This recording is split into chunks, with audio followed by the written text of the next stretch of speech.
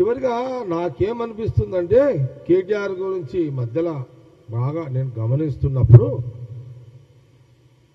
కేటీఆర్ 10 ఏళ్ళు మినిస్టర్గా ఉన్న పాలనలో ఇంకా కేటీఆర్కి పొలిటికల్ మెచ్యూరిటీ లేదు అని అనిపిస్తుంది నాకు.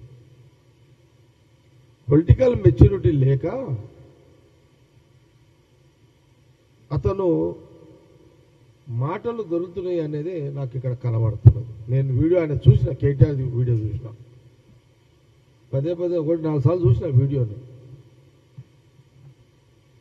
ఒక బాధ్యత గల నాయకుడు ఒక బాధ్యత గల ఒక ప్రతిపక్ష నాయకుడు కొడుకు కేసీఆర్ కొడుకు కేటీఆర్ ఒక బాధ్యతాపరంగా మాట్లాడాల్సిన మాటలు కాకుండా ఇప్పుడు కేటీఆర్ మాటలు ఎవరు సమర్థిస్తారు? కాంగ్రెస్ పట్ల ఆ రకమైన విమర్శలు చేస్తే తెలంగాణ ప్రజలు, దేశ ప్రజలు ఎవరు కూడా ఒకవేళ కేటీఆర్ తాత వాళ్ళ తాతనో వాళ్ళ అమ్మనో వాళ్ళ నాయనమ్మనో బతికుండి వాళ్ళని అడిగితే కూడా వాళ్ళు తిడతారు కేటీఆర్. అదే నువ్వు ఎందుకు కాంగ్రెస్ గురించి అట్లా మాట్లాడినావు, వాళ్ళ ఇంటి గురించి, వాళ్ళు లేకపోతే మనం అంతా బిచ్చమెత్తుకునేటోళ్ళం రా, వాళ్ళు ఉన్న ఆస్తులను దానదత్తం చేసిర్రా అని చంప మీద కేటీఆర్ని వాళ్ళ తాతనో నాయనమ్మనో కొడుతుండే బరాబర్.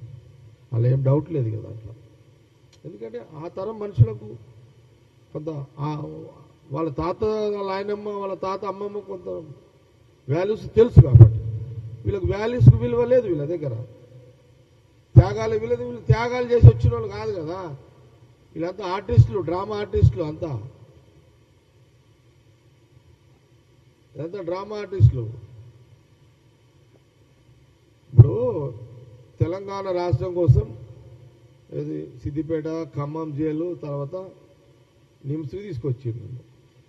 ఎన్ని రోజులు అనుకున్నావు నిరాహార దీక్ష, తిండి తినకుండా? 32 రోజులు లేదు, చాలా రోజులు అనుకోము అందా అంటే ఒకటంటే ఒక రోజా? లేదు, చాలా రోజులు అంటే.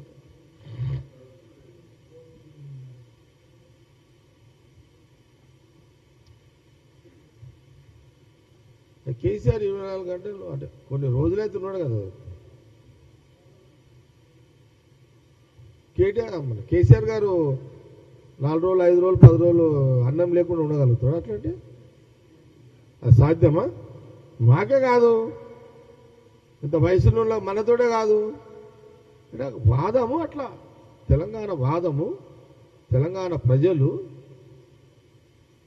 ఎట్లా దీక్ష చేసినా, తినుకుంటే దీక్ష చేసినా యాక్సెప్ట్ చేసిన రోజులు అవన్నీ. ఎందుకంటే కారణం ఏంటంటే, బలమైన కారణం ఏంది, రాష్ట్ర విభజన జరగాలని. అట్లా మా కాంగ్రెస్ లీడర్ మొత్తం ఆడనే ఉన్నారు. మా జానారెడ్డి గారికి స్టార్ట్ చేస్తే ఎంటైర్ కాంగ్రెస్ అంతా ఆడనే ఉన్నది. లేవకో కేసీఆర్ లేవకో, ఎందుకంటే వాళ్ళకంటే ముఖ్యం మా వాళ్ళకి ఎక్కువ ఉండే కదా. రాష్ట్రం తీసుకురావాలి, తావాలి అని కాంగ్రెస్ లేదే కదా. ఆయన దీక్ష మొత్తం కాంగ్రెస్ డిజైనే. కాకపోతే జాక్పాట్ కేసీఆర్ కొట్టుకున్నాడు, మా వాళ్ళు కొట్టలేకపోయారు 2014లో. కానీ